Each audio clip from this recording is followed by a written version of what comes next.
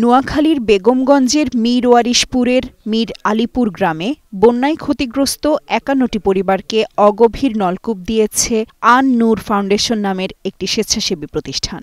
সংগঠনটির চেয়ারম্যান জানান, বন্যায় ক্ষতিগ্রস্ত গৃহহীন পরিবারের জন্য পরবর্তী প্রজেক্টের মাধ্যমে ঘর নির্মাণ করে দেয়া হবে।